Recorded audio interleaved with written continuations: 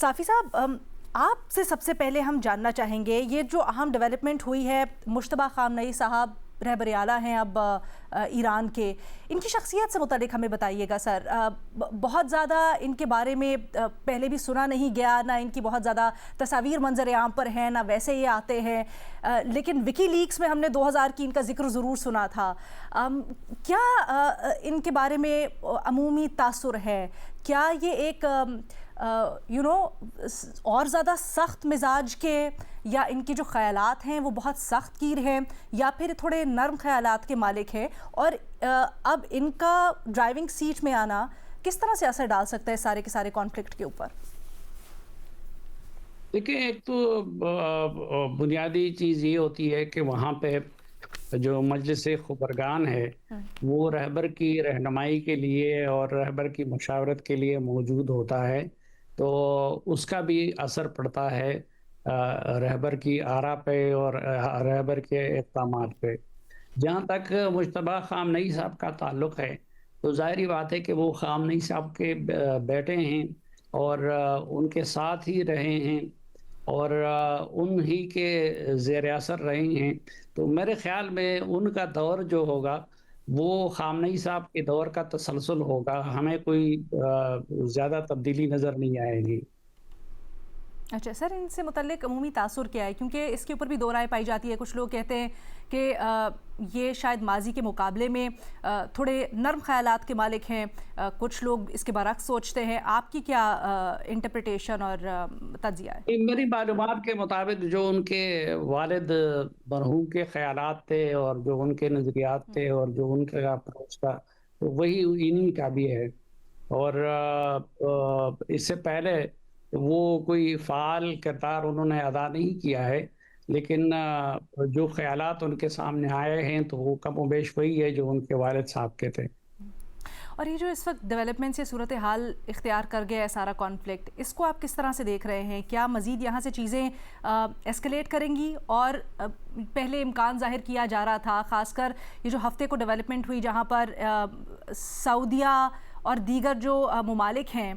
مشرق وسطیٰ کے، ان کے بارے میں کہا جا رہا تھا ایران کی جانب سے کہ ان کے اوپر حملہ نہیں ہوگا ایز اے ڈیفنس اسٹریٹجی۔ اس کے بعد پھر ہم نے دیکھا کہ امریکہ نے حملے کیے اور سب کچھ بالکل الگ ہو گیا۔ تو کیا اب درمیان میں کوئی مذاکرات، کوئی جنگ بندی کا امکان ختم ہو گیا، یا پھر آپ کو لگ رہا ہے کہ یہ چیزیں ابھی ذرا تھم سکتی ہیں؟ وہ جو اس طرح کا فرق نظر آتا تھا، مثلا صدر پزشکیان اور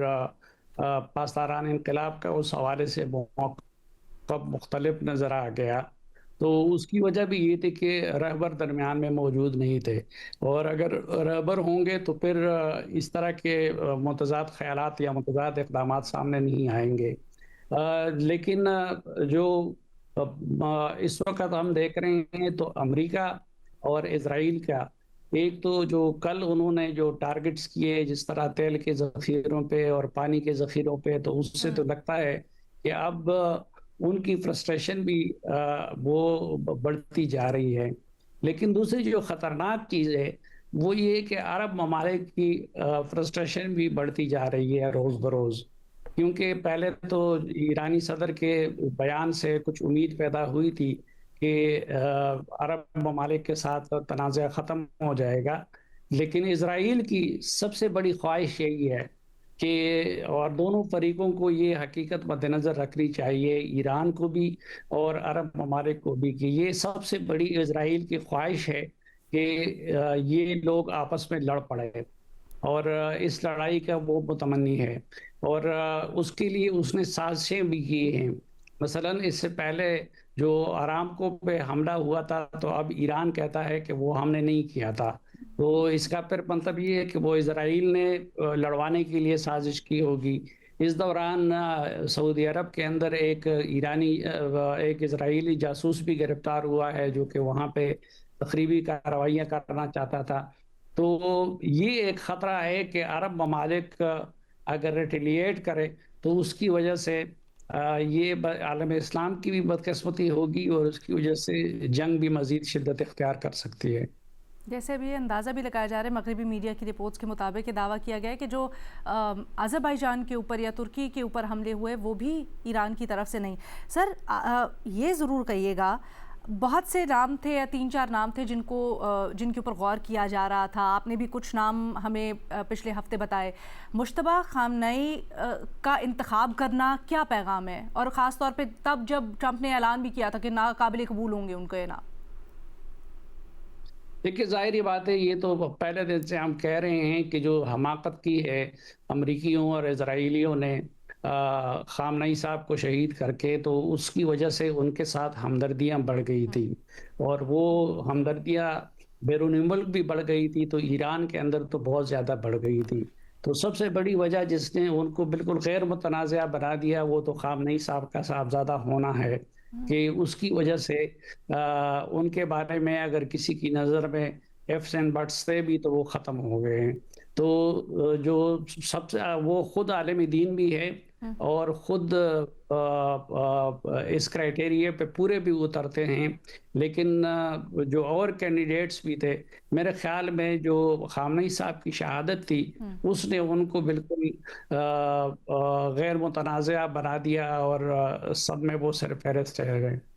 ٹھیک ہے. محمد علی صاحب، جس طرح سے اس وقت جنگ جا رہی ہے اور خاص کر یہ جو پانی کے ذخائر پر حملہ ہوا ہے اور نشانہ بنایا گیا ہے، اس سے کیا مراد دی جائے اس سارے کانفلکٹ کے لیے؟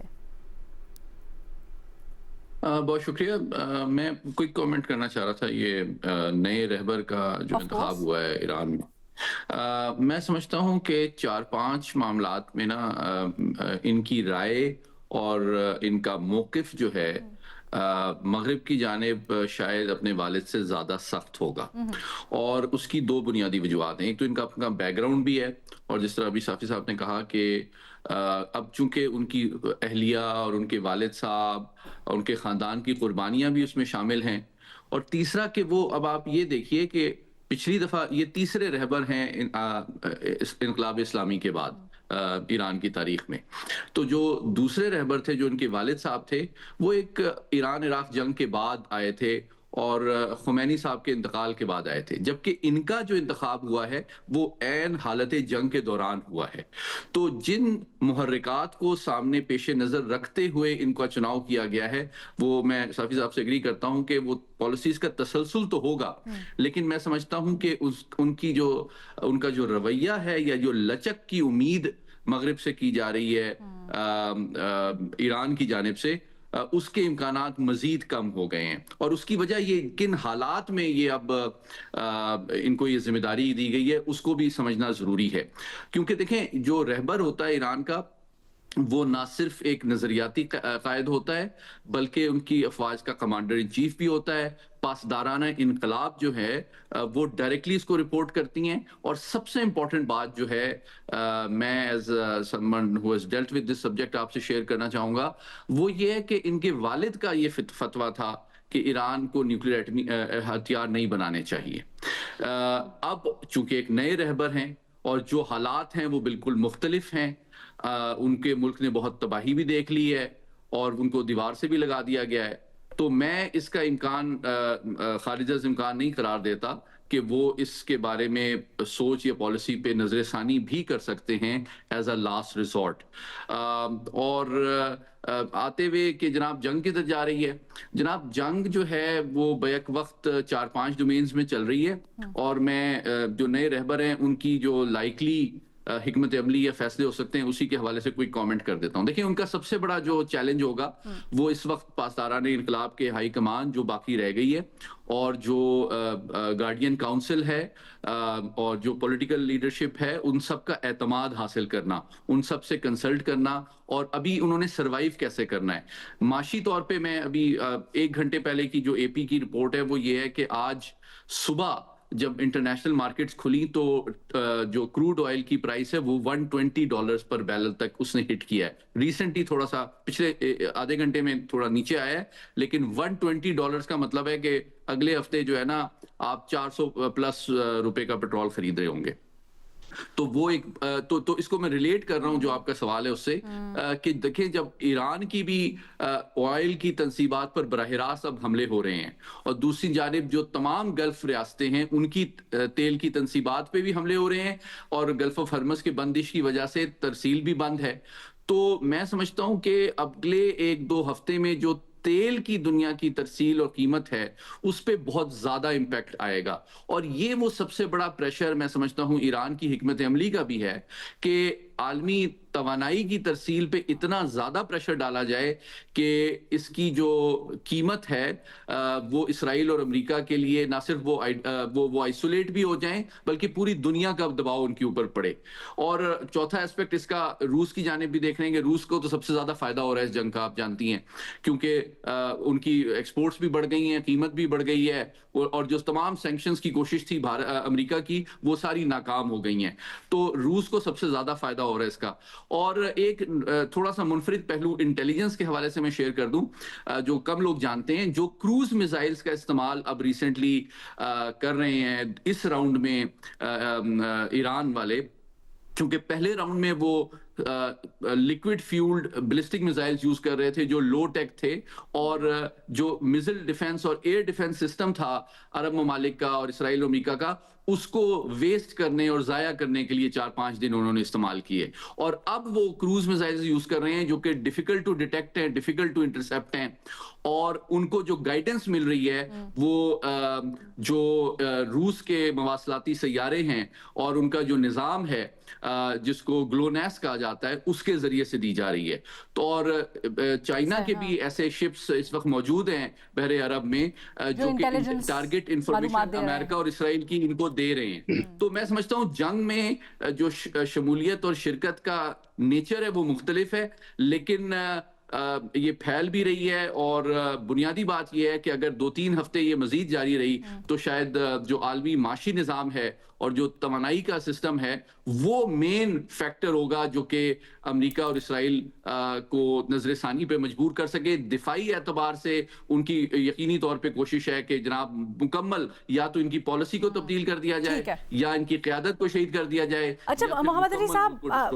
آپ کی ترجیح میں 2-4 سوال ہیں، I'll circle back to you for that.